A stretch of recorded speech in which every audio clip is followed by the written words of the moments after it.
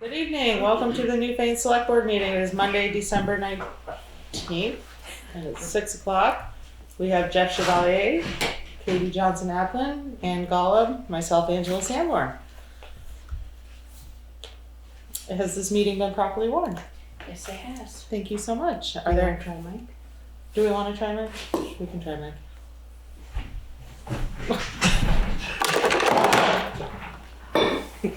You need this piece too? Was it 8 or 9? 9. And then his number's at the bottom.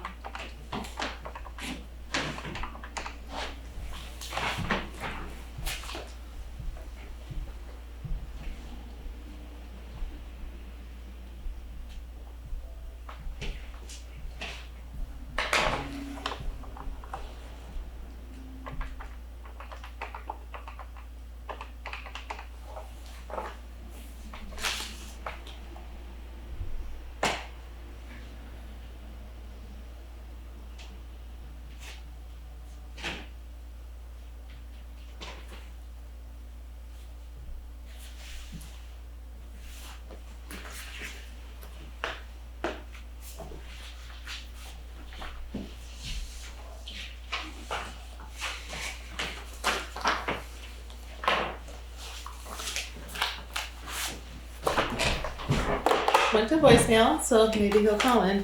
Okay. Are there any additions or amendments to the agenda? One suggestion that we move Nader's presentation or discussion to the front of the agenda. I'll second that. Any discussion? All those in favor, say aye. Aye. Aye.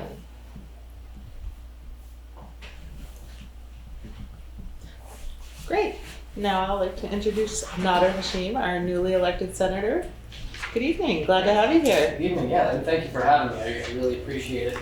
So my name's Nader Hashim, and our legislative session starts on January 4th, and I'm trying to jam-pack as many meetings as I can before we start going to policy. Just 1 sec.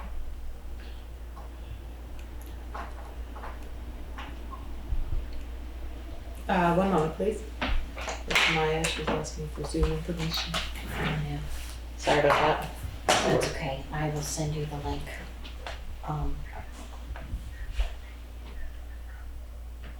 Probably just needs this. A passcode required is 352680. 680. The ID number is 972.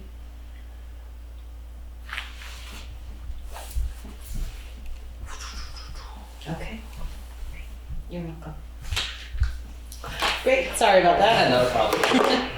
Yeah, so just going around talking to as many select boards as I can. Tomorrow I'll be in Vernon, Thursday I'll be in Marlboro, and really I'm just trying to establish, just have you folks put a face to the name so that you know who I am, and make sure that there's open communication moving into the session. If there's issues that you want to see brought up or things that you want me to advocate for, I just want you to know that I'm available, and you can reach out to me. And of course, if there's anything you want to bring up tonight, any questions or thoughts or concerns that you want me to know right now, also happy to hear. For example, last week when I was in Townsend, I heard a lot about transportation issues and law enforcement issues and also tax issues. So, some towns have also said, thank you, but we don't need anything. So, I just want to give it to you, and if there's anything that you want to share with me, anything that you want me to be aware of going into the session, I'm all ears. I think one of our biggest concerns that we're having right now is also traffic issues with speeding and reckless driving and pedestrian safety. And the Village of Newfane has a scoping study going on right now to get crosswalks on Route 30 and to redo the sidewalks. And we just started, and Katie and Jeff are manning the committee of traffic calming to go through the V-Trans reports and try and figure out how to make it safer. Mm-hmm. And I have an additional wonderment, and I don't know if it's ever been addressed before, but some of our surrounding states have headlight laws. Mm-hmm. If your wipers are on, your headlights are on, or in inclement weather, you need to have headlights on, but Vermont doesn't. And I would love to see that addressed at the state level, because it's always a silver car without headlights on. Trying coming out of the mist at you. I agree. Yeah, that would be my main one for driving. It's all driving because that's what we do here. But Yeah, I think when I was in Townsend, I asked the question about speed bumps on Route 30 because they have that issue. And I found out that you can't put speed bumps on a state highway. So, looking into that would be good. I think there's definitely different types of traffic calming measures that can be put in place. I know that it's also tough to get either troopers or deputies out for the contracts just because staffing is really low for all law enforcement, so that's also a challenge. Are there other traffic calming ideas that you have? I know I saw the committee for traffic. You just talked about that.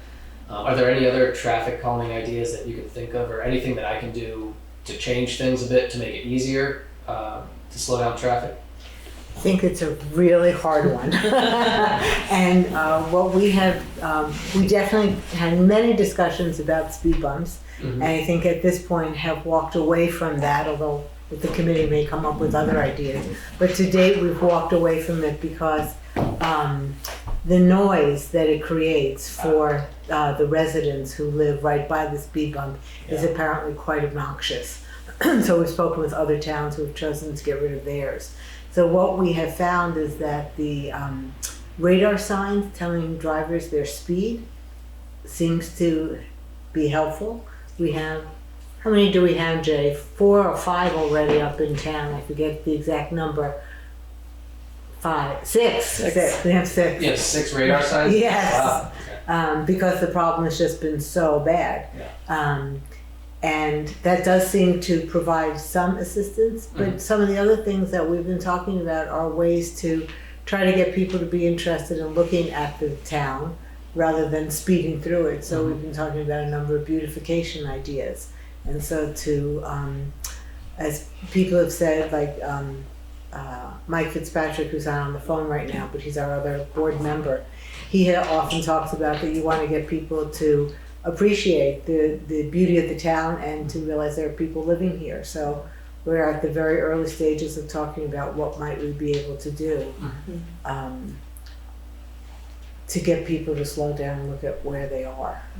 And so it's not doing everything with the scolding of the finger, but also with the getting people to enjoy where they are. I think it's going to probably take a combination of many things, and if our police, if the sheriff's office is available to help with more enforcement, I think that is something the town is very interested in pursuing. And when you've tried pursuing it in the past, have they just expressed a lack of personnel, or is it a contracting issue, or? Why don't you describe what's going on? Most of it's a lack of personnel. We have had them in to speak with us and to the public about what's going on, and there's talk of something that the sheriff is trying to do in the near future with several surrounding towns together, so we're just waiting to hear from that. Yeah. But the amount of speeding that is happening and the careless accidents, and it's outrageous, and it needs to be addressed. It's just going to get worse if it's not addressed. I have something else off of traffic calming, but the lack of housing is another huge crisis in Vermont right now. So, especially for our people that are trying to find alternate housing, like if they're moving or if their children need a place to move to, it's just not there. The housing conversation is something I've heard in just about every meeting that I've gone to since I started my campaign in February. Housing has been the number one priority from voters all in this area. And at our recent caucus meeting in Montpelier, we went around the room and we talked about our top 3 priorities. And I don't remember the exact numbers, but I want to say at least 3/4 of the Senate Democratic caucus said that housing is one of their top priorities. So, you know, I don't have the specifics right off the top of my head, but I do know that there's going to be a lot of looking at zoning for, you know, how we build out housing, looking at how we invest in housing, but also how we invest in infrastructure for housing, because, you know, a lot of folks will say, you know, Act 250 is a problem or zoning is a problem, but a lot of it also has to do with infrastructure, you know, sewage or sewer, wastewater, and, you know, supplying electricity. So I think looking at that, that's going to be on the docket, for at least for the Senate, and I'm sure in the House as well, so. In the Route 30 corridor as well, another concern is transportation. If we have housing for low-income people here who don't have the access or the funds to purchase their own vehicles and maintain them, Public transportation. we have zero public The transportation. mover doesn't come through here? Not at all. Really? Did they used to come through here? Nope. There's a No. proposal on the table for them to go from Brattleboro to Stratton along Route 30. Mm-hmm. They did a analysis of that. Was last year you went to that Yes. meeting? Last year, 2021, I went to the meeting at the firehouse. Right. And so they then applied for funding, and they did not get it. I'm sorry, when you say they, Who The owns Mover, who owns Mover Southern Vermont Transit. Transportation? Transit, yeah. So they applied for funding, they did not get it, and they were going to try for funding again. okay. And do you remember who they asked those funds for, like which committee or how they went through that process? Right. I doubt it goes through a committee, I'm sure it goes through one of the departments, probably the Department of probably V-Trans. We just Would had be an my update guess. on that though in the last few weeks, right? They came for an appropriation, and she said that they were gonna try and apply for it again. I would assume it goes through V-Trans, but I don't know. Right, I was just wondering if those notes are handy anywhere.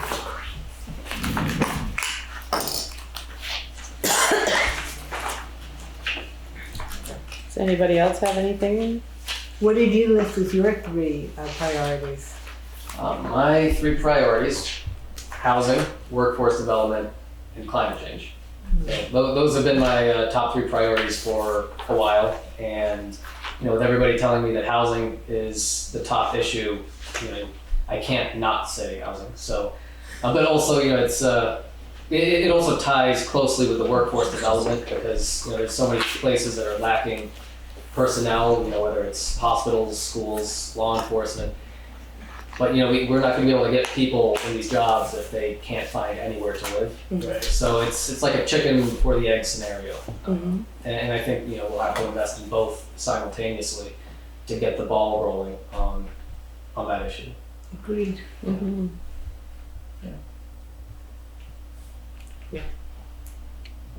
Yeah, it's interesting, the climate change piece of it and the redeveloping what they're doing along rivers and streams for, you know, what's an okay risk assessment, the environmental, what's it called, the environmental, that's a factor that impacts us and our ability to expand, because so many of our main roads follow rivers throughout the town, wherever they go. Mhm. And there's a lot of restrictions for how you can build right next to the river. right? Exactly. Yeah. Yeah. It's all stuff to take into account, and most of it is another step in the road that you just, okay, how do we get over this hurdle? It's true.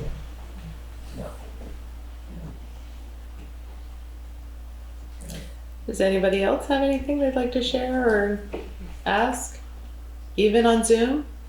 You're all welcome to comment.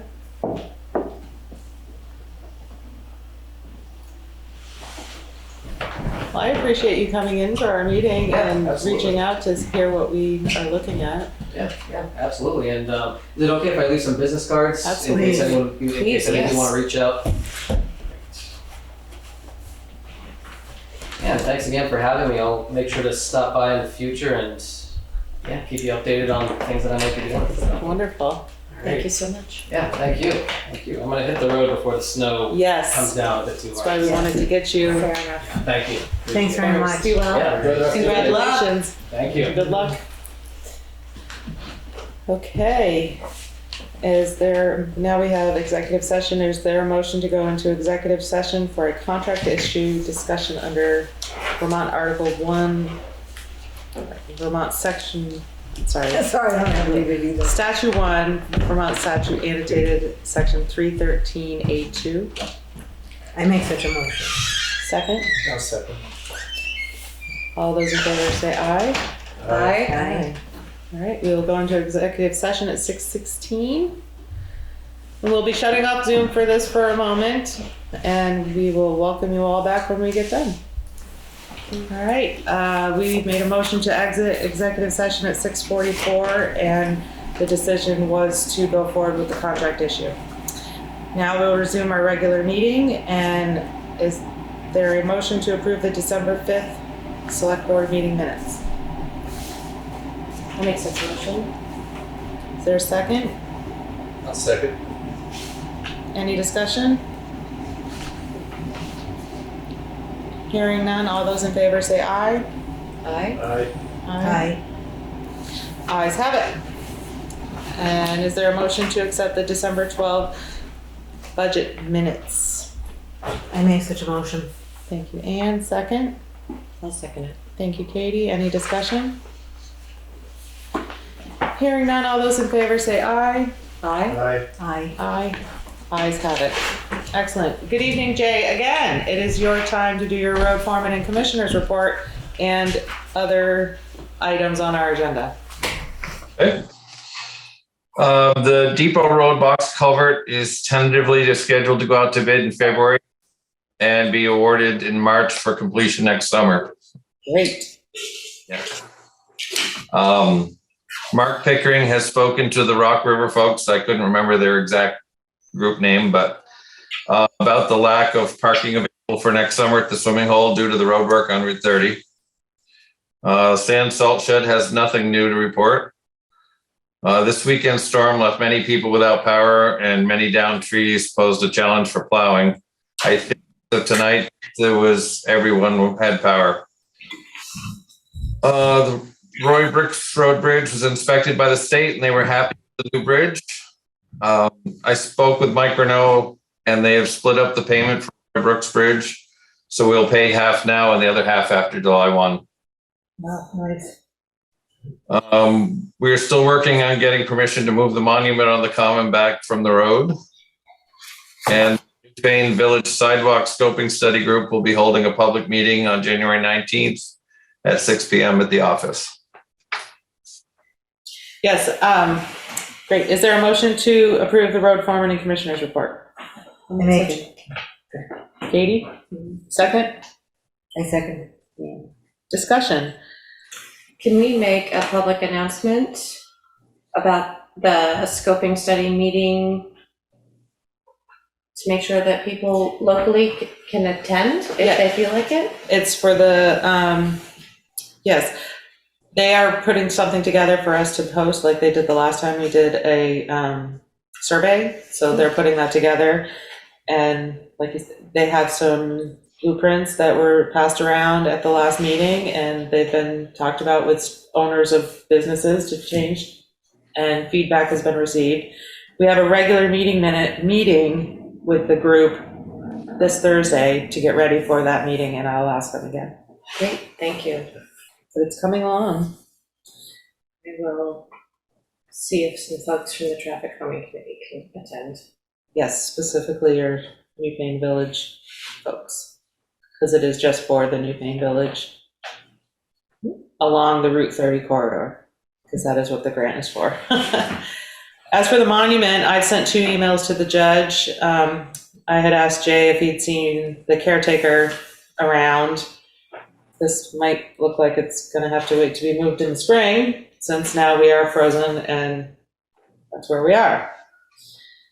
Is there anything further on the road foreman's report? I just was curious when Mark Pickering spoke with the Rock River folks, was there any discussion about sort of what they were going to do about that? Were they going to? No, he just told me that he had informed them that they had let the contractor use the current parking area and that the road will be dug up for a good chunk of the summer. So just so they were aware, he didn't get any information back to him or from him that I know of. Okay. Jay and I had talked after we had talked about this as an update, and we talked about possibly purchasing more no parking signs for areas around which are unsafe for people to park. Mhm. So that's something that Jay is thinking about for the spring. So, okay, great. Is there anything further? And then, I don't know how you had it listed on the agenda. Oh, yes. The bids. Yes, These are the bids for the town office building. And are they all, oh, there's just one for each. So construction.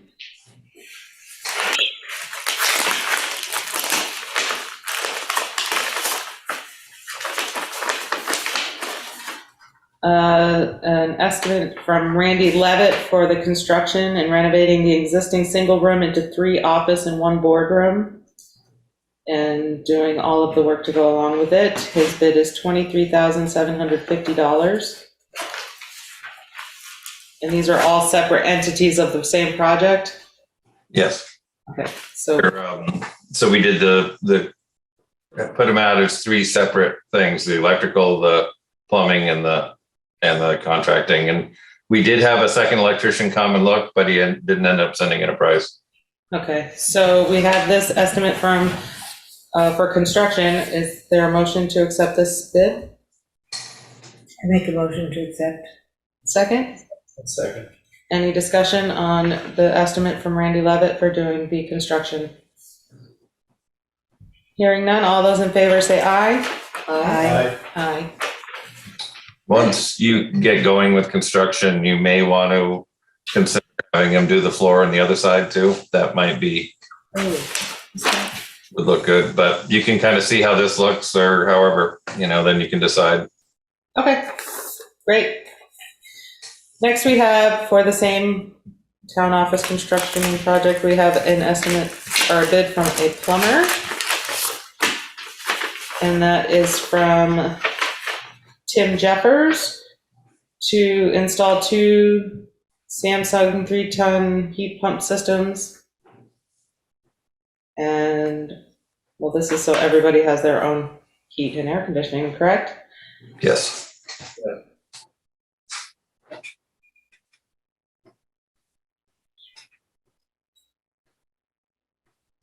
Are these 2 separate amounts, the $39,574 and then $37,874? I think that smaller figure is after the rebates. Oh, that's after the rebates, yeah, okay. The rebates vary, so he, the minute he orders them, that's whatever the rebate is then, so. Approximately $37,874. And this is the only one for the plumbing estimate. Is there a motion to I'm accept? sorry, what was the final number? It's, depending on the rebate, it's $37,874. Is there a motion to accept the bid from Tim Jeffers? Make a motion. Second? Second. Any further discussion? Hearing none, all those in favor say aye. Aye. Aye. Ayes have it. And the last bid we have is for the electric project to go along with this construction. And this is from Larson Electric. And it's for all of the electrical services needed, and it's for $9,265. Is there a motion to accept? Make a motion. Second? I second. Any discussion? Hearing none, all those in favor say aye. Aye. Aye. Excellent. Town office project is going forth. Yay. That's wonderful. That will be amazing. 9,257, is that? So Jay, will you be in touch with everybody and then figure out a time to Yep. get with everyone? You guys will have to select the floor. Once I get a hold of Randy, he can, touch base with you or whoever wants to figure out what you want. Okay, that sounds good. Yep. All right, anything further on the road foreman and commissioners report? Other than thank you to you and your crew, you've done a great job. All those in favor, say aye. I, Aye. Ayes have it. Thank you so much. Let everyone know they're doing a great job, and thank you for all their hard work. Thanks. Thank you, Jay. Thank you, Jay. Good evening, Juanetta. Good It's time evening. for your report. I emailed everybody the select board packets on Thursday. In the final report, I included in the final report the USDA natural resources, and the cover letter is from Travis Thompson, the state conservationist. This is for the property at 65 Baker Brook Road. How do you want to proceed with notifying the owner? I am not aware that she has been notified by the USDA. The letter was, and the packet was sent to you, the select board. And then DV Fiber has provided a template letter courtesy of Jane. I have this for you tonight to notify the broadband of Newfane's pledge for $3,000.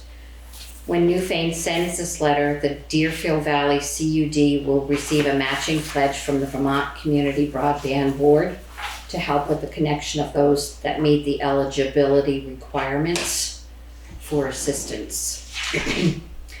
And then a reminder that your committee reports are due to the town, for the town report by January 6th. We're going to try to keep the cost of printing the town report down. So we're asking that reports are kept to a maximum of 2 pages. And then Wednesday, December 21st at 6 p.m. is the last scheduled budget meeting. And one final note is Tuesday, January 3rd. The office is closed on the 2nd in observance of New Year's because the holiday is on Sunday. Do you want to move the select board meeting to the 3rd, or do you want to move it out another week?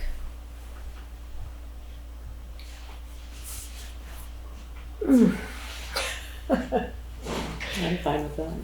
Which Yeah, one? that means both of our meetings will be on Tuesday in January. Oh, right. So we could just do the first and third Why not? Tuesday of January. And third. I'll make a motion to change our first meeting of 2023 to Tuesday, January 3rd. Second? I'll second. Thank you. Any discussion? Hearing none, all those in favor say aye. I, Aye. Aye. Aye. Great. Is there a motion to accept the administrative assistance report? I make a motion. Second? I'll second. Sorry. Sorry. I'll take Jeff, he was really loud. Is there any discussion? Yes. Yes. On item number 2, you say DV Fiber sent a letter about Newfane's pledge for $3,000, but we said $15,000. Is this something different? It was the, Did you combine? I'm sorry, I think there was a combined pledge and Jane's not on there. You're right, it was $15,000 for, 1,500, right? 15,000. That was 15,000. 15,000. From ARPA. For DV from ARPA, yes. oh, that Okay. was another one. That's the only one I'm aware I of. thought it was in the minutes from.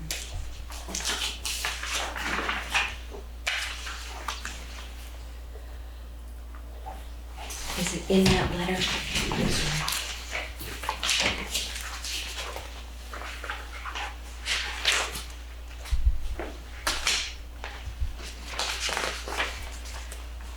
Oh, this is a letter. Yeah.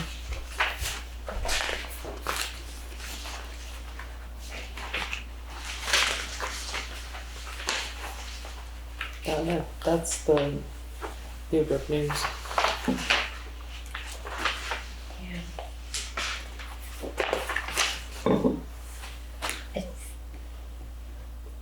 Why don't you check with her, Renetta? Because the only thing I remember is that 15,000. Originally, they had asked for, I think, 3 or 5, and then they changed it to 15. And we can discuss it further on the 3rd. I'm sorry. That's okay. We will table that until the 3rd again. And So the we'll, template letter, I don't have that in my packet. Was it in the email? Yeah, it's here. Okay.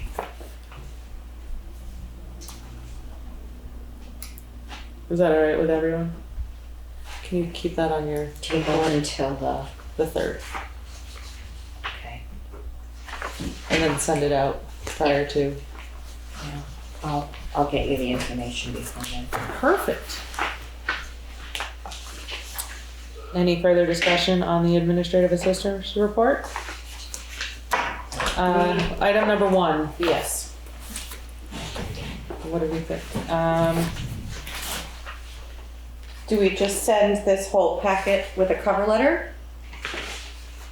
Yeah, we'll have to draw up a cover letter. I think a cover letter written by all of us or some of us would be delicate and We're not calling her.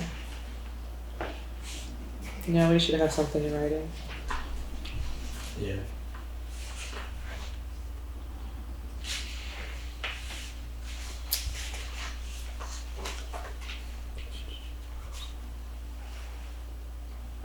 But we should come up with an agreement on how do we, if we're just gonna write a letter saying that due to this, sorry.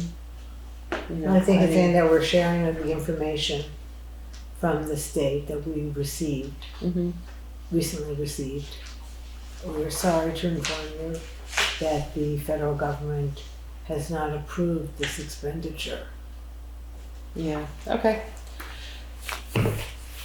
We will, would you like me to sign it or, okay. We'll draw that up and get that going. Okay, anything further on the administrative assistance report? The committee reports that you mentioned, are there specific ones that you're still waiting for, or all of them, or? All of them. And how many are there, more or less? There's the selectmen, the town treasurer, the town clerk, the listers, the DRB, the zoning administrator, all of the committees. I don't think of those guys as committees, so that's why I wasn't clear. They all put Reports in. reports in the town report. And you've informed everyone about the deadline, and did the select board agree that they would get theirs done in time? I did not receive a reminder, but we'll work I on always that. figured that. But we'll work on that. When did you send out a reminder to everyone else? Today. Great, excellent. All right, we'll get working on that. Anything further? Hearing none, all those in favor say aye. Aye. Aye. I'm sorry, I have one last question. Oh. The letter that you just showed me from, to be written by Angela to the fiber people, who drafted that letter? Did you draft I did it? not. I used the template and just put in the Newfane information. Okay, so you put the 3,000 in, not Jane, correct? Correct. Okay, this is one before. Yes. Okay. All right, well, the ayes have it. I don't think we need to vote again, do you? No. I just wanted to, I'm sorry, I would like a copy of that letter before we go forward. I know we have to clarify the amount, but I just want to look at it because there were certain stipulations that she talked about that you could put in it or not. And I just would like to see what is in that. Absolutely. Okay. Moving along, we now have the treasurer's report. Good evening, Melissa. Nice to have you. Hi, how are you? Good, how are you doing? Good. Ready for your update? What's that? Ready for your update? I am ready for my update. So last time that we had a meeting, we had discussed about tax sales and one property in particular. And we wanted them to come up with $8,000 within a week roughly. I have been in contact with him and he has asked to extend that out to January 1st of 2023. And then start payment plan of $1,000 a month on February 10th until June 10th. And then it'll switch from there to $1,500 a month, starting July 10th, 2023. I don't know if we want to put an end date on it or until all arrears are paid. But I mean, I'm fine. Go ahead. No, I was going to say, I'm fine with extending it to the 1st for the $8,000. And if this person misses a payment, what is the next action? Well, the payment plans are written up so that if anybody misses a payment, then they automatically get processed for tax sale. And So I'd have to bring it back to you guys as a board. And this is all in writing for signature? It has not been signed yet. I was coming back to you guys first, but I will have it all written up and for them to sign. Okay, anybody have any feelings on this? I'm fine with it personally. Yeah, I'm fine with it. Is there a motion to accept this plan that the treasurer has drawn up? Make a motion. I can just say I don't think it's for us to accept or not, because isn't it Oh. the treasurer's? I thought it was our decision to keep it, because it's not going into tax. Oh, because it's not going to pull it back from tax payment? Okay. I don't know, is that for the proper way? I will, Well, you guys are the ones that have the final say on what goes to tax sale. So it's your decision whether to put it right into tax sale or Or accept. not, I guess you could say. Yeah. Okay. as we just pointed out, the 1st is Sunday, the office is closed on the 2nd, so it would be the 3rd. Okay, but yeah, that's fine. So then we should just be in agreement with what you're doing as long as you get signatures and the first payment that's missed, whether it's that first one or any of the others, you'll come Yep, back. I'll bring it back to you guys. Okay, Great. great. Thank you for continuously working on this. Yes, thank you. Okay, anything further for Melissa? Have a great night and thanks for all your hard work. Thanks, have a good night. You too. Melissa. Next we have Carol for new appointments to the Board of Civil Authority, and we have an email. Yeah, Carol's out sick. Was written to Carol, dear Mrs. Hesselbach, as the chairperson of the Republican Town Committee, I'm writing to submit the names of willing town citizens to be appointed to the Town Board of Civil Authority. The appointments will fulfill the minimum Republican representation of 3 persons that is allowed by Vermont Statute 17 V.S.A. Section 2143 as shown below. We do recognize that any persons appointed to the town BCA under this statute will perform BCA election duties only and not the other functions of the town BCA. The names that I'm submitting are as follows: Shelley Huber, Chris White, Erica Walsh. Please record this letter in the town records and pass on my request to the town select board so they will formalize the appointments at their next public meeting. Please contact me once the process is complete and feel free to contact me if necessary. My email is listed below. Thank you, Shelley Huber, Republican Town Committee Chairperson. Is there a motion to appoint these 3 as town BCA? I make a motion to appoint them. I second it. Any discussion? Hearing none, all those in favor say aye. Aye. Aye. So you'll let Carol know to contact? Great. And next we have Traffic Calming Committee updates presented by Jeff and Katie. Unfortunately, I was not able to attend. We had a great first meeting. We took the time to introduce each other, to talk a little bit, to lay down our proposed emissions for us to follow, and some guidelines to adhere to as we're working together. And started brainstorming some ideas of things that were in people's hearts that they want to address while they're working in the committee. We have some homework. We have 4 people with assignments that are going to bring back information to us to our next meeting, and we're going to continue going from there.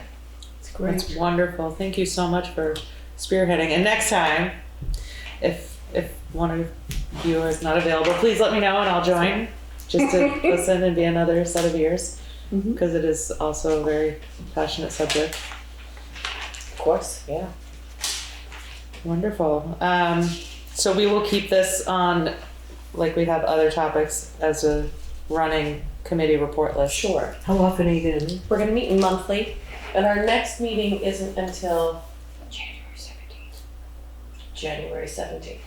Ooh, which I have a conflict. Oh, yeah, that's our select board meeting. All right.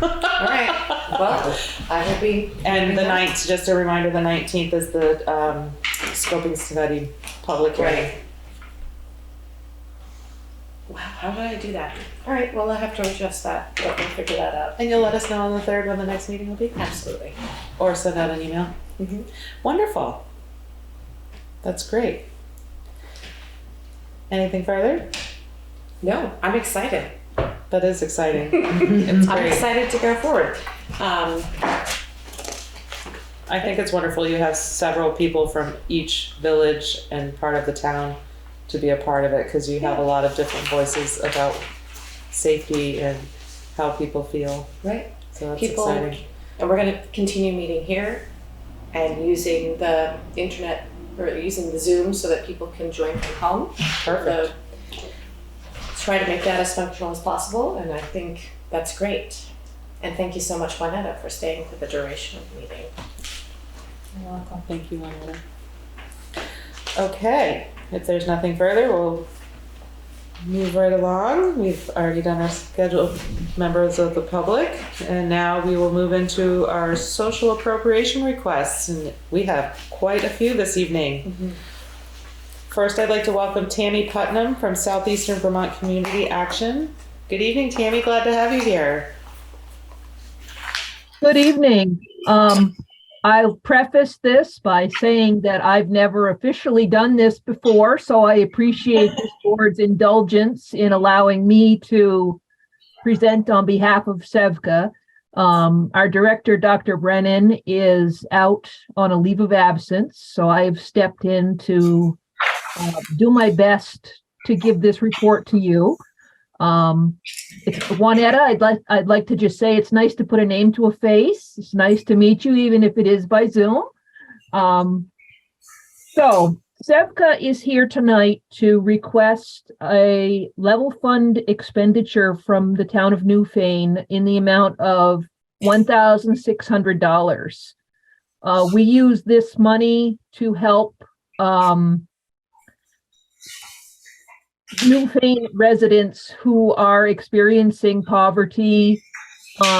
We assist with everything from helping them to apply for food stamps, maybe giving them some financial fitness classes.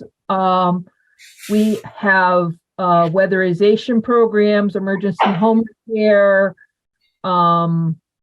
We have some healthcare assisters that help people to sign up for health insurance if they need it.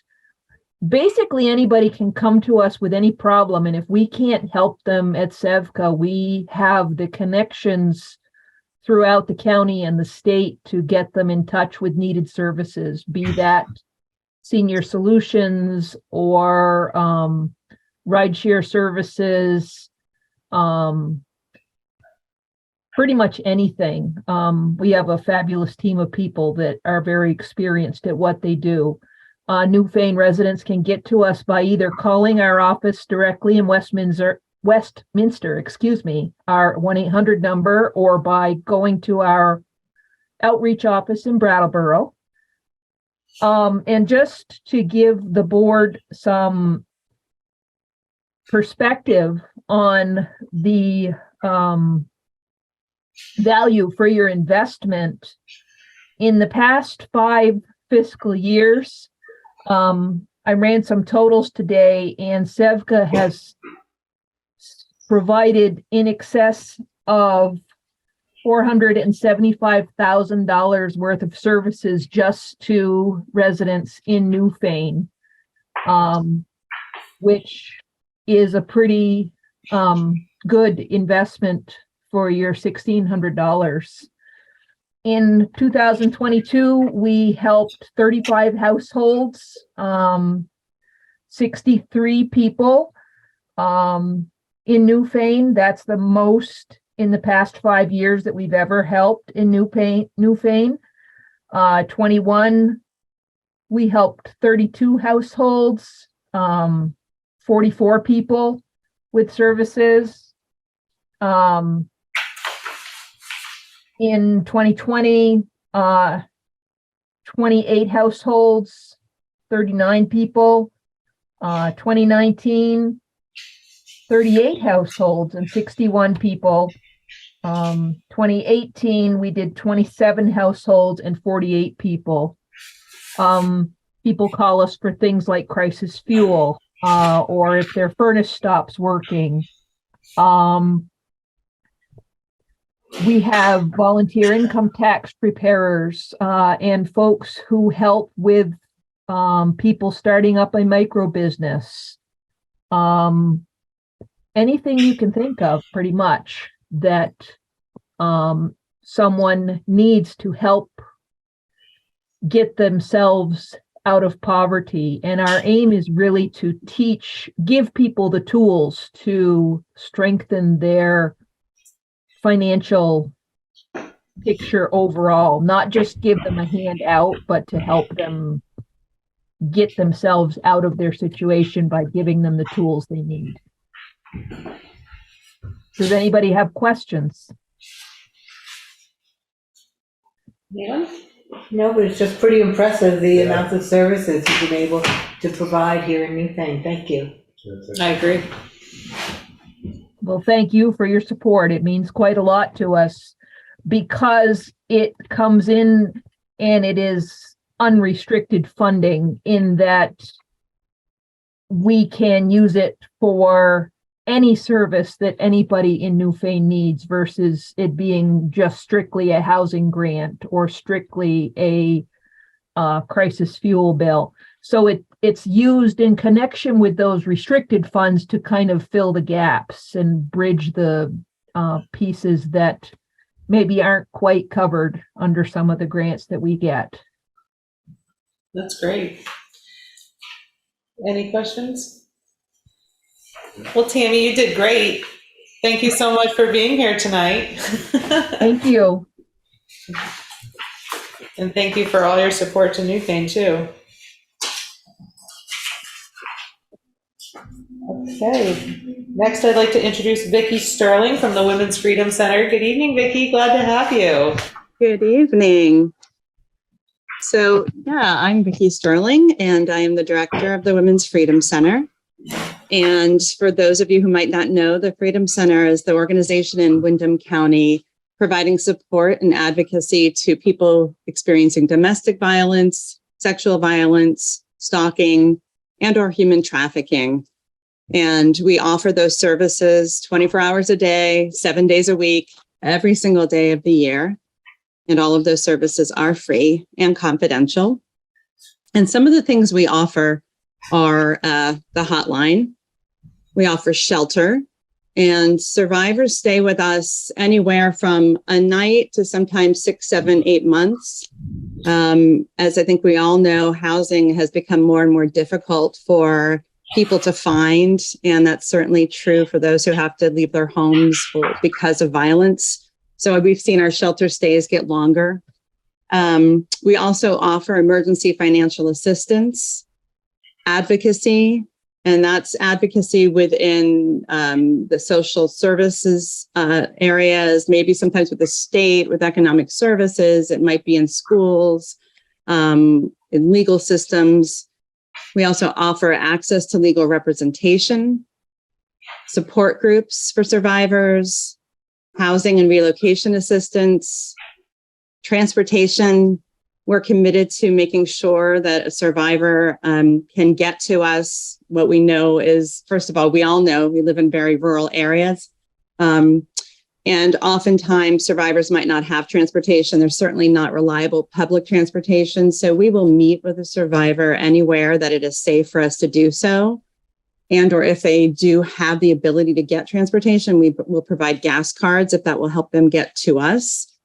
We also do youth education and community outreach and education. We have dedicated advocates actually who do those specific things.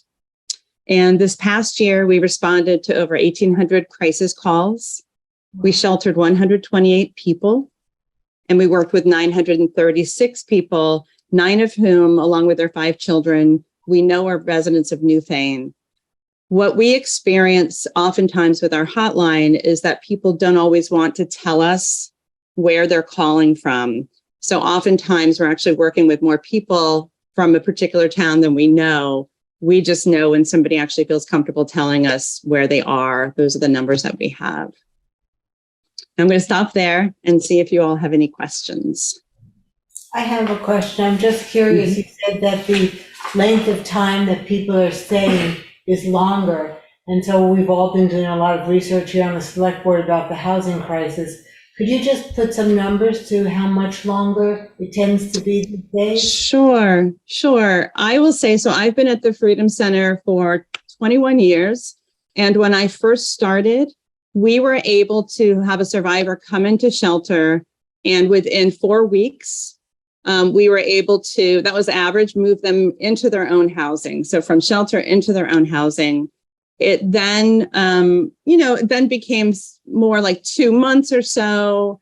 And now what I would say is many of our survivors are with us 6+ months. We're creeping up with some of them into 9 months before we can get them into housing. So it's become really difficult. And sometimes survivors are having to look elsewhere. Whenever it's possible for someone to stay in their own housing, we try to make that happen. We help them with relief from abuse orders so that the person who's actually perpetrating the violence would have to be the one that would have to leave and actually look for housing. It's not always safe for someone to do that, but if it is, we work with them on that. And then we also work to help them find money, or we provide money so they can sustain that housing, because it's far easier, right, if we can keep someone in their own housing than trying to find housing for them. Thank you. From your knowledge of looking for housing for families, mothers and children, are you looking for 2 bedrooms, 3 bedrooms, and or more? And what kind of are you having more difficulties than trying to place a single woman in a single bedroom apartment? That's a good question.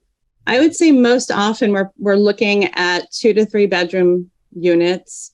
In the Brattleboro area, since COVID, I will say, the rents have become astronomical. And many of the landlords that we used to be able to work with who would take Section 8 vouchers and or were more affordable housing landlords, I would say, have realized that they can make more money. Totally get it. They're business people. But we've had people who are not having their leases re-upped because the landlords are able to rent at, I would say, more like city rates. With the people who are moving up and maybe are working remotely, maybe their job is in Boston, so they're being paid Boston salary, and so they don't think anything of a 1 bedroom in Brattleboro that's maybe $1,500, or 2 bedroom that's over $2,000, and we can't touch those. So there's just less and less housing available. We're not, I know there are conversations happening everywhere about that. And what can be done. I mean, more affordable housing is always going to be needed. Yeah. Thank you. Yeah, you're welcome. Any other questions for Vickie? Thank you Thank so you. much for being here. Your work is so important. It's a great Thank you. organization. Thank you so much. All right. Bye-bye. Bye. Have a good night. Next, we have Katie Alberghini. I hope I said that right. And they're from the Green Up, Vermont. Good evening. Glad to have you here. Thank you for I having didn't me. butcher your name. You were very close, Alberghini. Oh, good evening. Good evening. Thanks. Thanks for your time here this evening. I'm very pleased to speak in front of you again this year. We are asking for level funding of $100 to go toward Green Up Day. This expense covers bags, promotion, and getting people involved in Green Up Day for Newfane.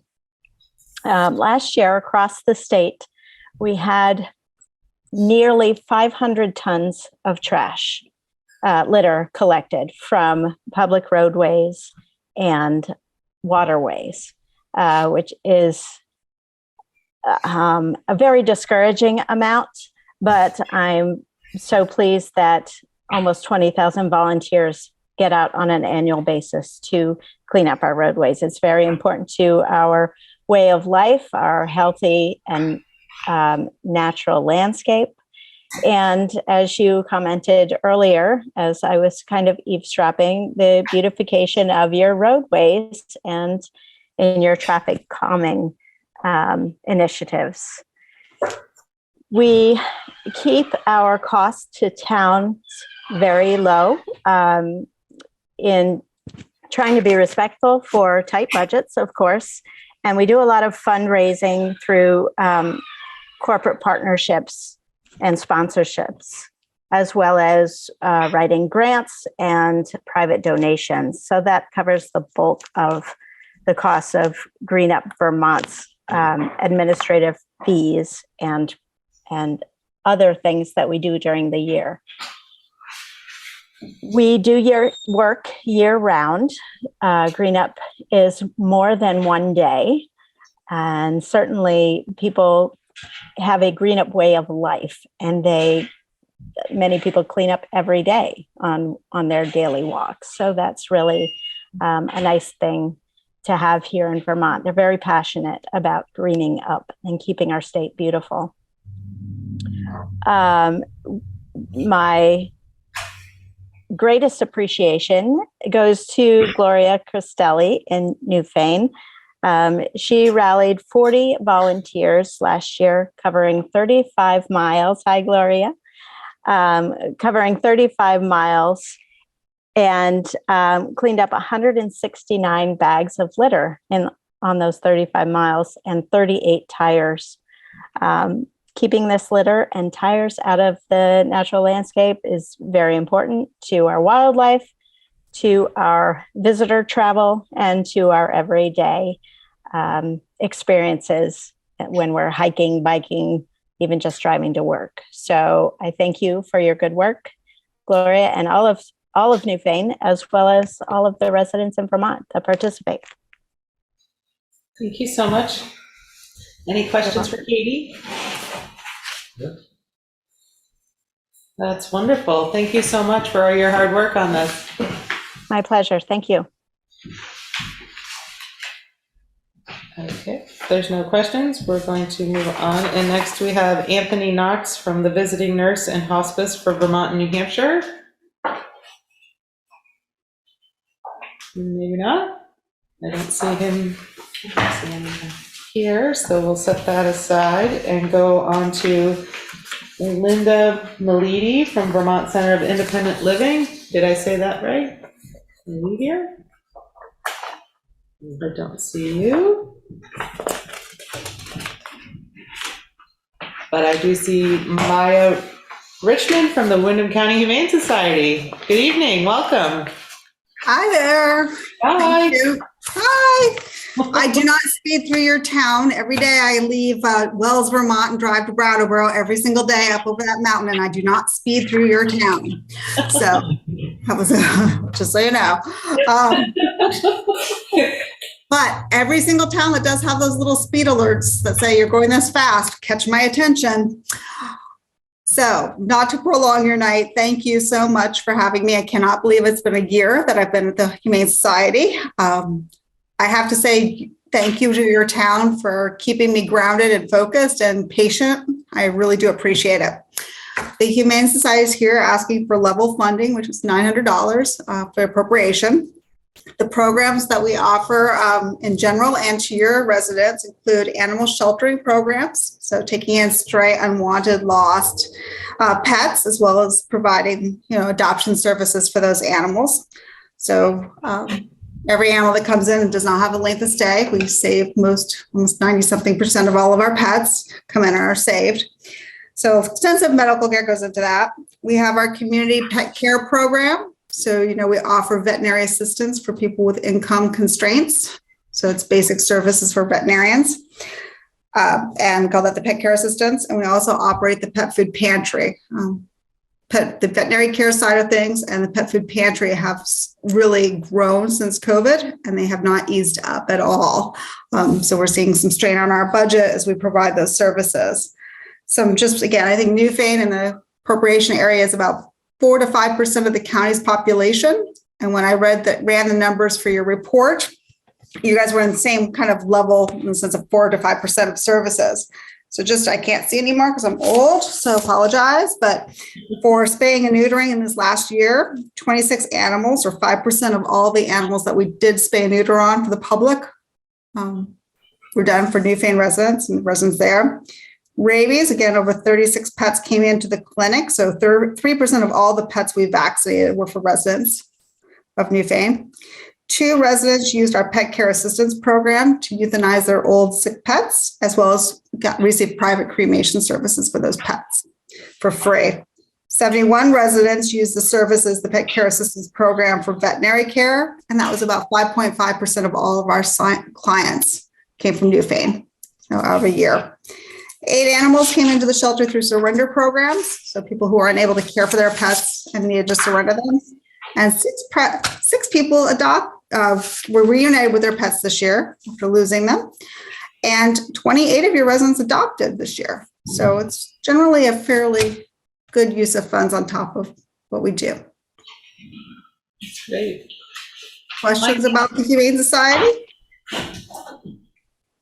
My cat came from the Humane Society. I think you said that last year. It's a good cat, right? He's a great cat. Yeah. Are there any questions for Maya? Our new employee that works in my office with me lives in Newfane, and she's amazing. So wonderful. Great. Well, if there's no questions, we thank you for being here and for your report and for all the work that you do.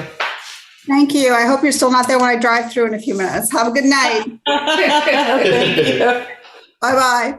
Bye. Okay, next we'd like to welcome Hillary Farquhar from the Brattleboro Area Hospice. Did I say that right? Yes, they're close enough. Well, good evening. Glad to have you here. Yeah, thanks. It's wonderful to be back.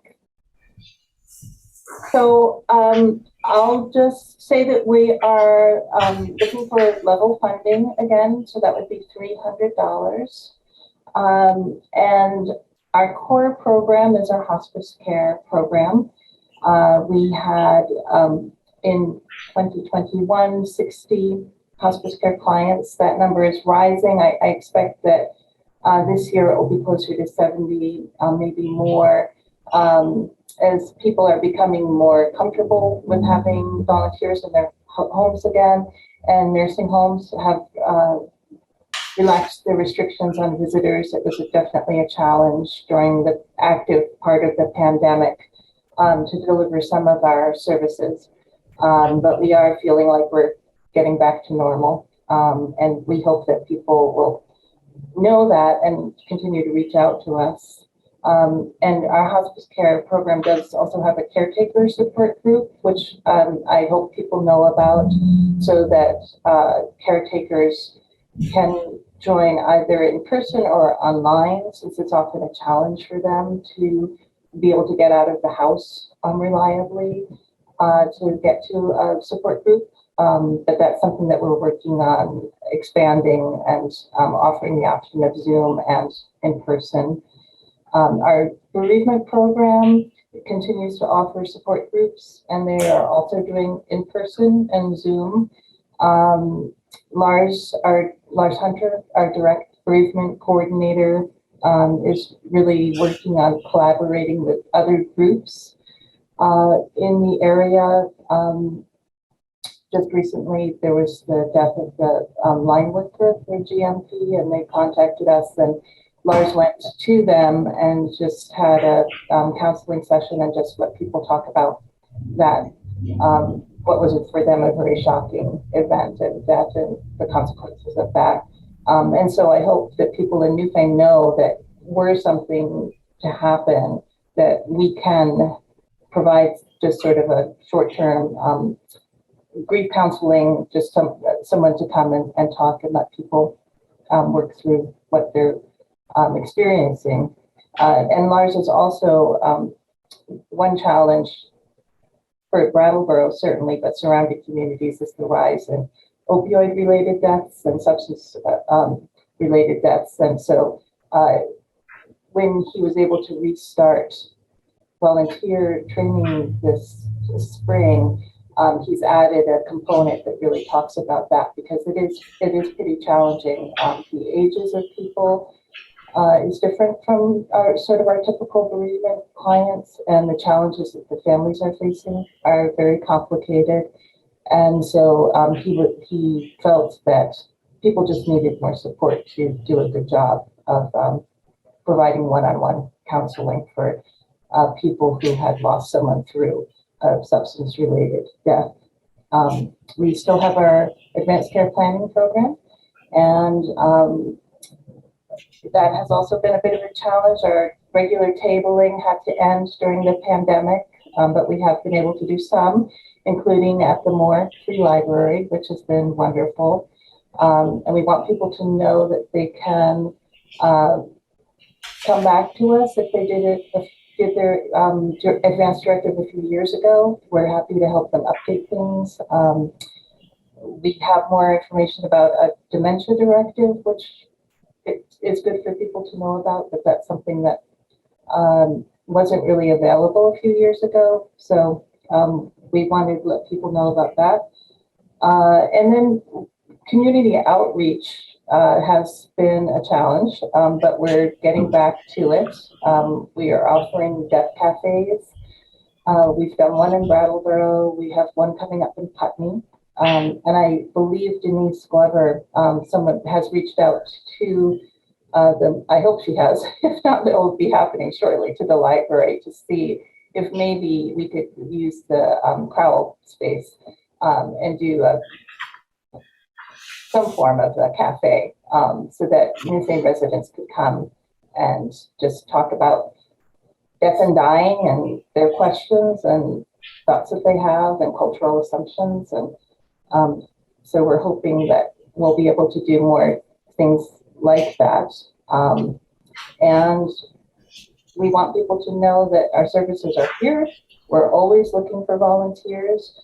We have 5, I believe, in Newfane at the moment, active volunteers, a few inactive that might come back. But the more people we can have in each community, the easier it is for us to get our volunteers into people's homes, especially for hospice care. But to match up a bereavement volunteer with somebody who just would like to meet someplace for coffee in the morning and talk for a few weeks or a few months after the death of family member or friend. And so that's kind of a quick overview of what we do. I'll just say we're so appreciative of the help that we get from the surrounding towns, and look forward to just getting the word out. If people don't know we're here, we are, and we would love to just be able to offer our services. Everything that we do is offered free to the community. There's no charges for any of our services. Thank you so much. Are there any questions?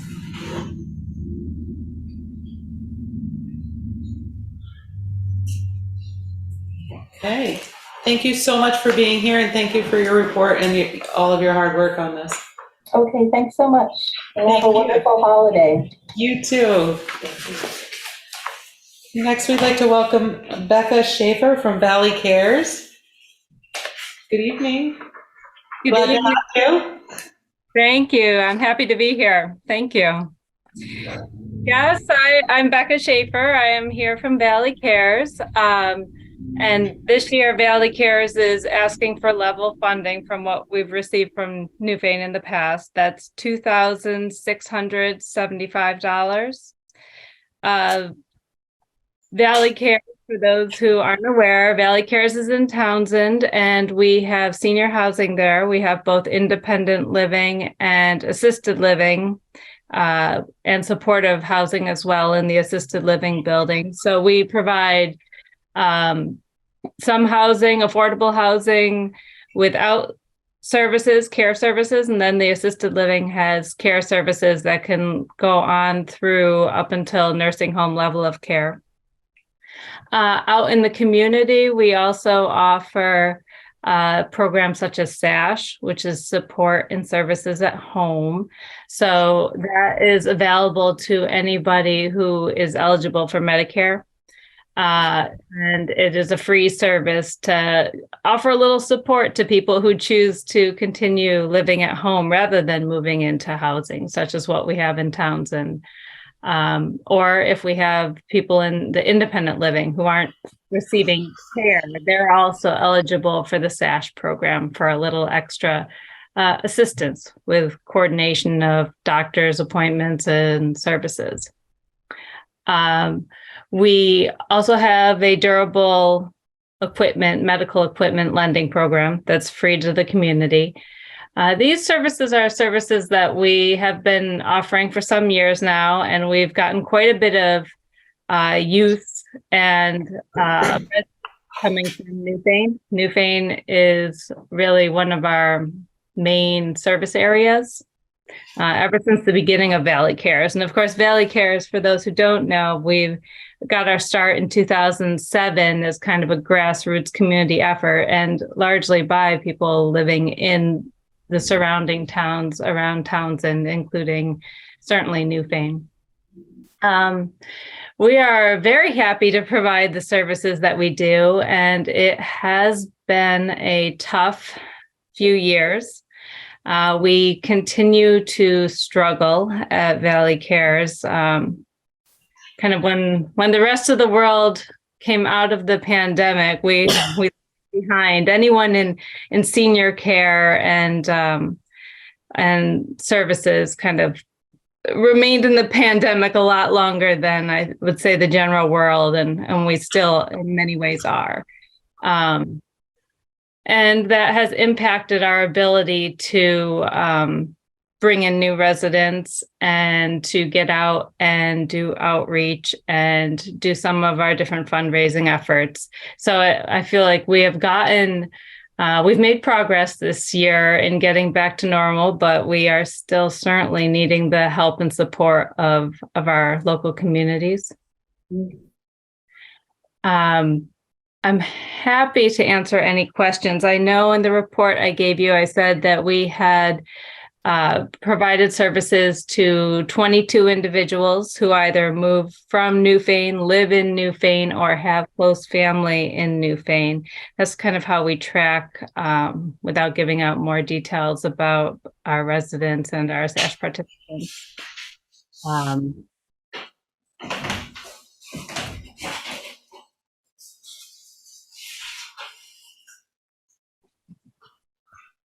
Yeah, I guess I'm happy to answer any questions about Valley Cares and our services in Newfane. Any questions? I don't have any. Thank you so much. Okay, thank you. Thank you for all you do for Newfane. Good to have You're you. welcome. Thank you so much. Thank you. Next, we have Gloria Cristelli for Senior Solutions. Good evening, Gloria. Glad to have you here tonight. I'm pleased to be here. And there, but not really there. You know what I mean by there. Yeah. So I'm representing Senior Solutions, and we have bunches and bunches of things that we do, but we're asking for $1,250 from the town of Newfane. And I represent the Senior Solutions through having been appointed by the Select Board.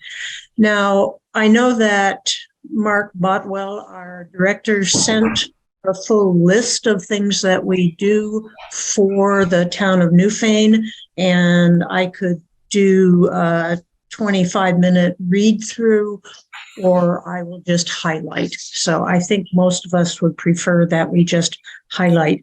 Senior Solutions, as its name indicates, deals with the senior population of the residents, and we are an aging population in Newfane.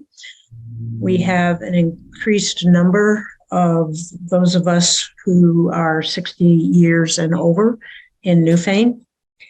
So we have with Senior Solutions a helpline, and 59 calls or office visits came from Newfane during 2022. And what they do with the helpline is get them to the appropriate place. For example, Medicare help was given through December 8th.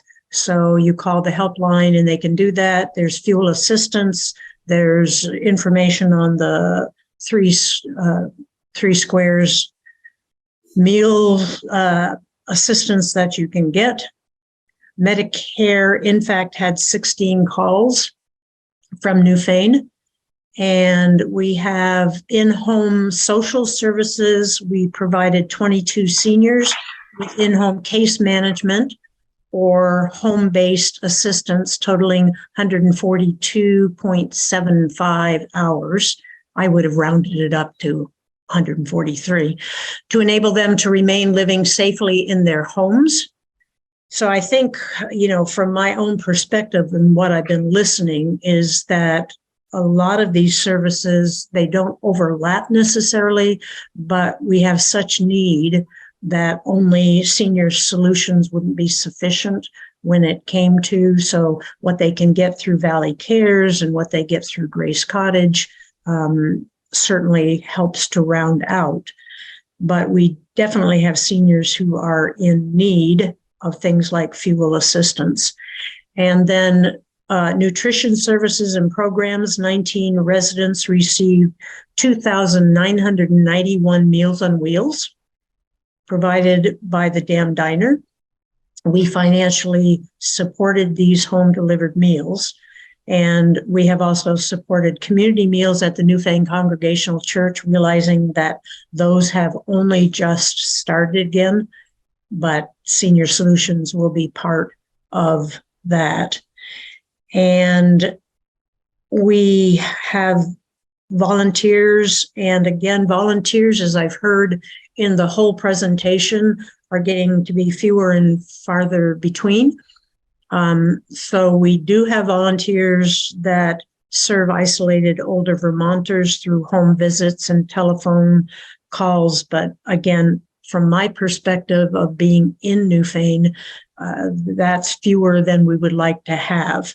We do, however, also have a vet-to-vet program that matches veteran volunteers with veteran recipients. And one Newfane resident received 30 hours of volunteer service. So that was great. I know of another volunteer from Newfane who is COVID hesitant, I guess, so hasn't been doing the work that he had hoped to be able to do. I do understand that we've had, and particularly one woman that I talked to, there was caregiver respite when you have somebody who's in the final stages and the caregiver needs to be able to get out once in a while, and Senior Solutions has provided for that. And we also provide some transportation for people who need to get out and get groceries. And I know of another call that I just received for yet another person for that to happen too. So there's much that can be done. We have health, wellness, and fall prevention services, legal assistance through Vermont Legal Aid, and assistance for adults with disabilities and home-based mental health services. I know that one of the Tai Chi classes that was offered at the Williamsville Hall was paid for by Senior Solutions with Jane Douglas doing that. So we're asking again for $1,250. And I know that the Meals on Wheels finances were cut back by the state so that we are fundraising for more of that. And that's, with some people, that's their meal for the day. So thank you. Thank you, Gloria, for your presentation and being here. Are there any questions? And maybe just with Juanetta, when I can do the West River Valley Mutual Aid.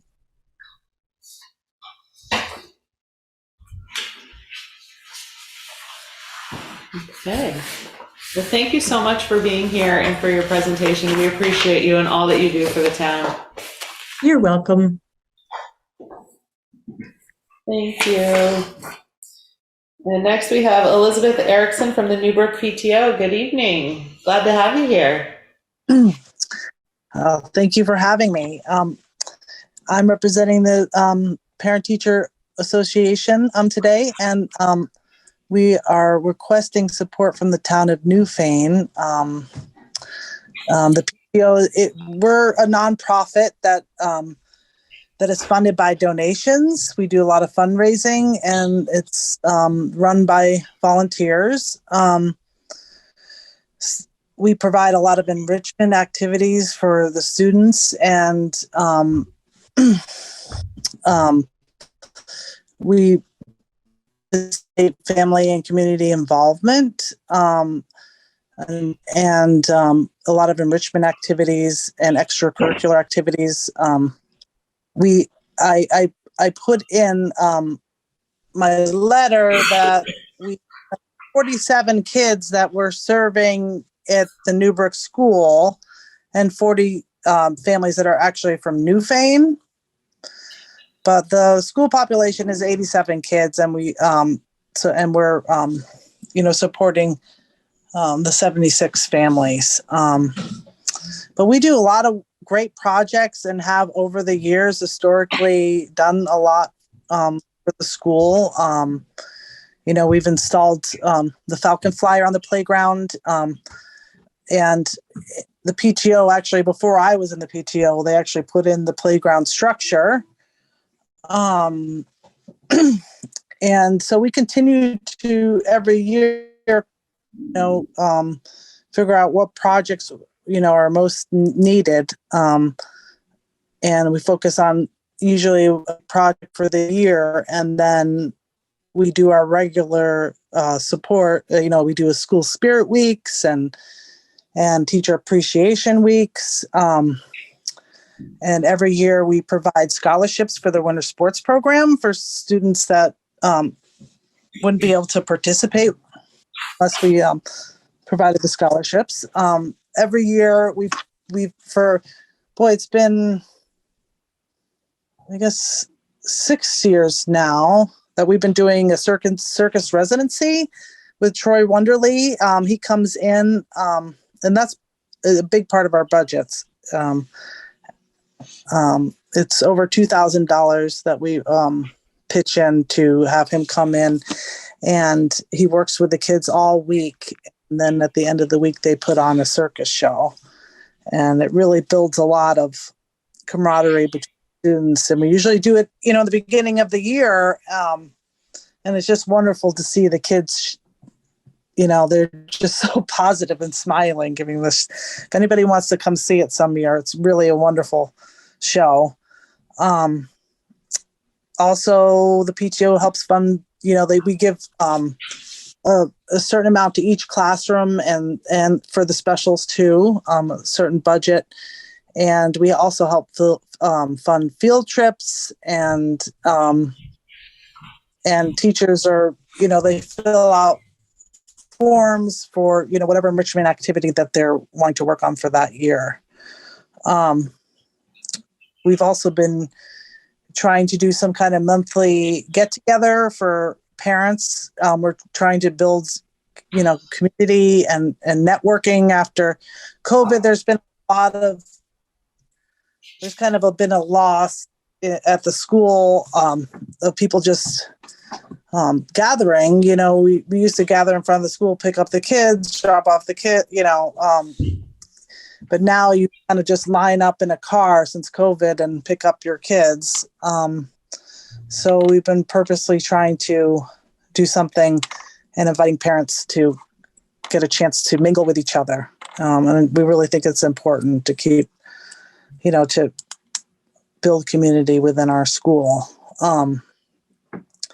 Last year we had to dip into savings because we had a lack of fundraising. We usually do the Vermont Welcome Center every year, which, we raise a lot of money doing that. And we weren't able to do that for a couple of years during COVID.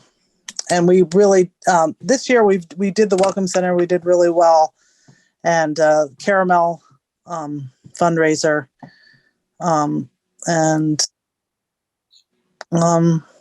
We got a lot of fun things coming up. We're having a Spirit Week this week. It's a wonderful organization. I've been part of it for 8 years, and I feel like we've really, we've done a lot for the school. And if teachers need support, I think they feel comfortable coming to us and asking for things. Thank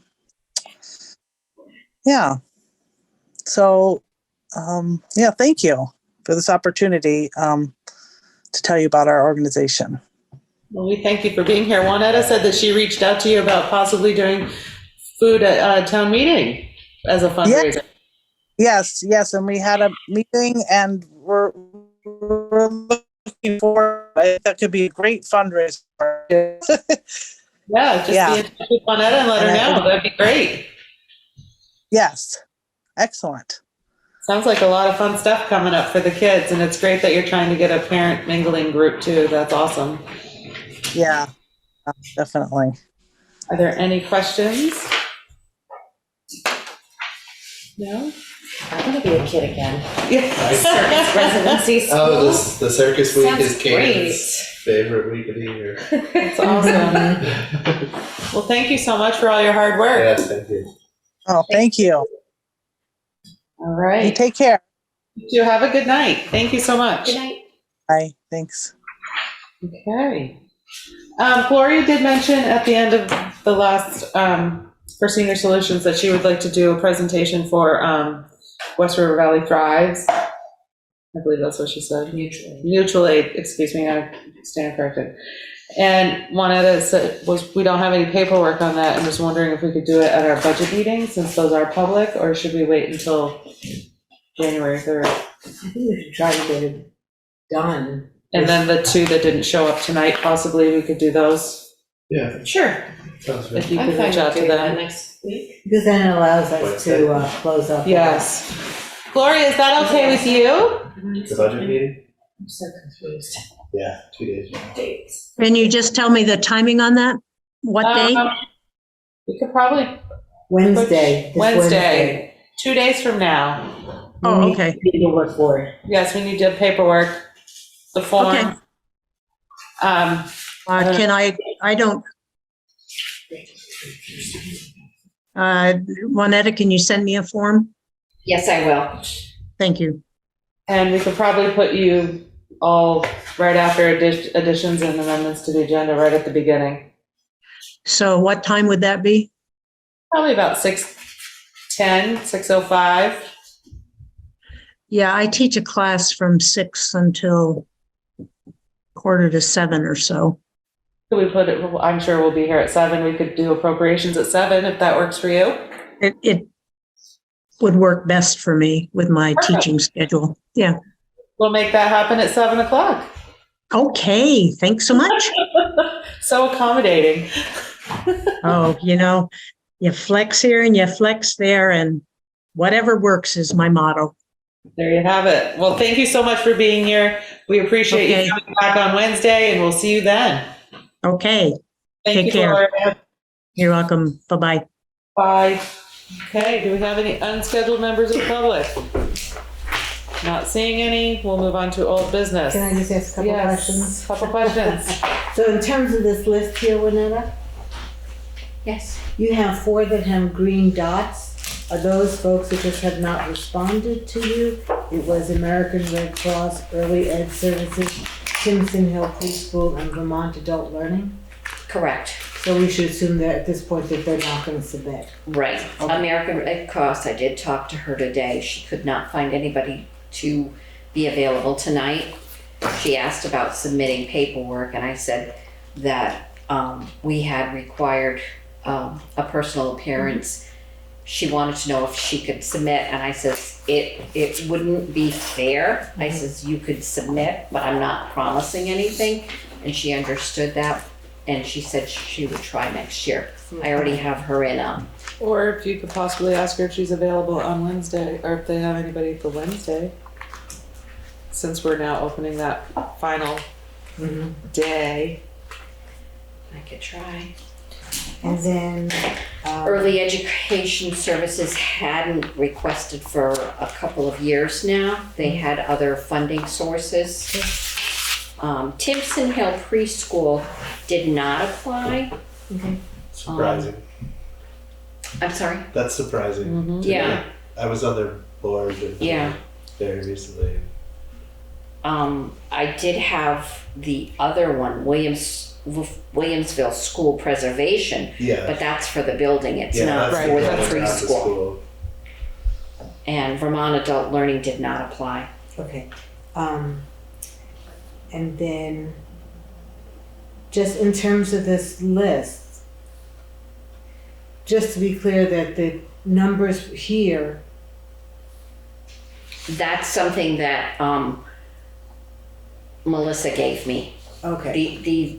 This was just an order because when we look at appropriations, I had it originally done in the articles alphabetically.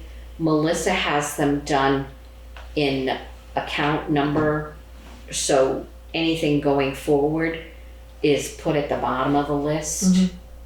Only because NEMRIC recognizes it that way. That's all fine, but if you're giving us this list, it would be a help to either not give us the numbers part, because it's confusing, because the numbers that you see here, I'm assuming reflect what have been requested, but they're not always the most recent numbers. I believe Melissa has put these numbers in to date, according to what information we discussed at meetings. Okay, well, I don't want to get all niddly about it, but more free library we've changed. Absolutely. 1,000. Yeah. And the Historical Society we changed down to 250. That's what the paperwork shows in here. Right. Okay, just to be able to show the correct bottom number. Okay. And everyone submitted their summary report that we asked for at this point. Is anyone missing? The only one that I haven't got is Windham County Safe Place. They did not submit the application, but they did write up information. I think because they were new, they were not aware. Could you ask them to fill out the paperwork? I can. It's just so much easier in the town report. Oh, because to have the same sheet that you're looking at for everybody. And that's this sheet. Compare. Exactly. Yes, that sheet. Exactly. Okay. Yeah, she's the new director. I do believe they've sent it in the past. Okay.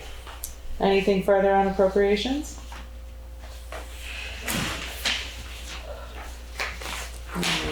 Moving forward, we'll go to old business. Are there any ARPA updates? No, just that I spoke with the Historical Society and maybe I said this last time, and the library, and they're both going to make ARPA requests. Great. And they both lowered the amount they were asking for in terms of social appropriations. Wonderful. And the website has been updated, so. And that looks really good. I like that. Okay, any cannabis updates? No, not formally. Great. Informal? Yeah, informally. Maybe. But nothing formal to update about. Okay. How about town beautification suggestions? Any updates or still working on it? Working on it. I want to finalize my ideas and bring it to the next meeting, and we can talk about a press release for getting artisans involved. Probably do that Perfect. sooner than later, as spring is right around the corner. Yes. Believe it or not. All right. So number 4, does the select board want to consider how to spend their $500 in the budget for board compensation?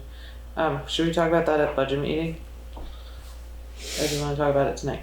I have no ideas.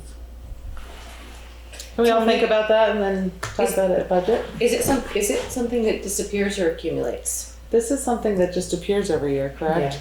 And it's supposed to be our thank you for serving. Salary. Right, but does it disappear at the end of the fiscal year? Yes. Yes. It does. Got an ice cream social. Select board sponsor. Why not? Let's all think about that and talk about it at our budget meeting on Wednesday. 2 days from now. Maybe it could be seed money for the 250-year celebration. Maybe. That's what I was considering, which is why I asked if it carried over. No. I've never. This That's what I was getting at. Okay. Evaluate whether we should put oil purchases for heating out to bid to lock in a lower price. Well, we need to talk to Jay about that. That's a Jay thing, correct? Right. Yeah. Winetta, we keep saying this, that we need to talk to. Winetta, can you bring that up to Jay and ask him to discuss it at his next road foreman report? Mm-hmm. Thank you. Discuss ideas for the 250-year celebration of Newfane's founding. I'm still floundering on that. Great. Anything further on old business? I love the way we're rolling through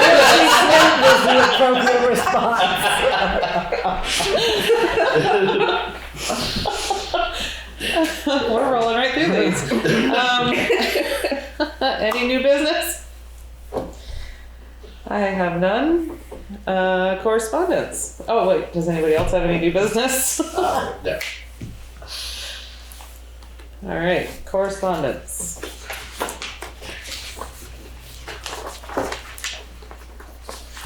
Here, have a copy. Shall I read the whole thing? I'd love to. For immediate release, Commissioner of Tax releases FY 2024 education tax rate letter.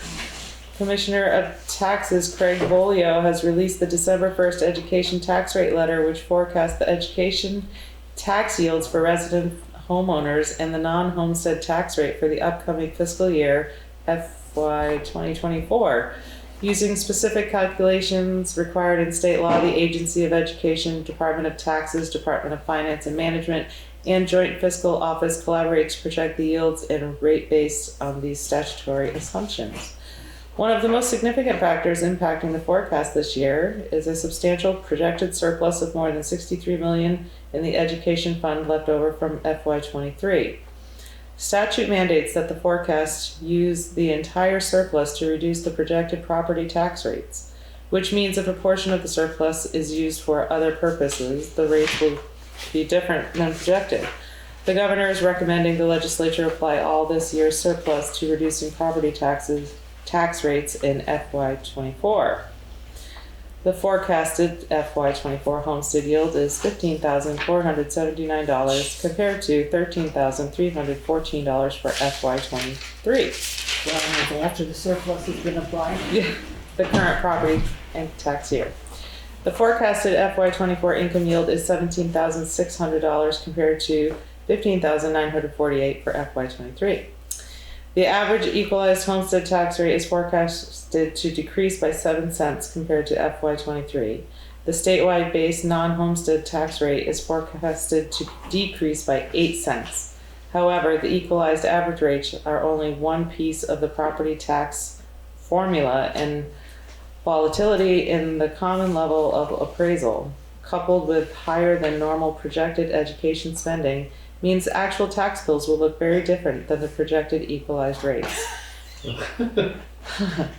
The CLA is a mechanism that helps ensure uniform property values across the state. When fair market property values increase in a town, it decreases the town's CLA, which causes the town's tax rate on bills to increase. Given the rapid appreciation in real estate values over the recent period, the CLA is expected to go down in many communities, which means actual tax rates in those towns could be much higher than the forecasted statewide rate. As a result, average property tax bills are projected to increase by 3.7%, even if the full surplus were used to reduce property tax rates in FY24. Quote, the substantial reduction in the common level of appraisal remains a significant factor in calculating property tax rates for many communities around our state, end quote, said Commissioner Bolio. Quote, Vermonters should understand that there is more to the story than the equalized rates forecasted by this letter, end quote. Additional resources for understanding education tax rates and the common level of appraisal are available on the department's website at http://tax.vermont.gov/property-owners understanding property taxes. We can probably put this on the website, correct? So in case people wanted to read it. And from the Vermont School Boards Association at www.vtvsba.org. There you have it, folks. That's quite something. One of the densest letters I've ever heard. That was fun to read. Yeah. I had a depression bubble. I have this one for you already. Okay, great. That it? That is all, and now we're going to go into pay orders. I'd like to thank everyone that was here tonight for being a part of our meeting, and I have a safe and happy holiday.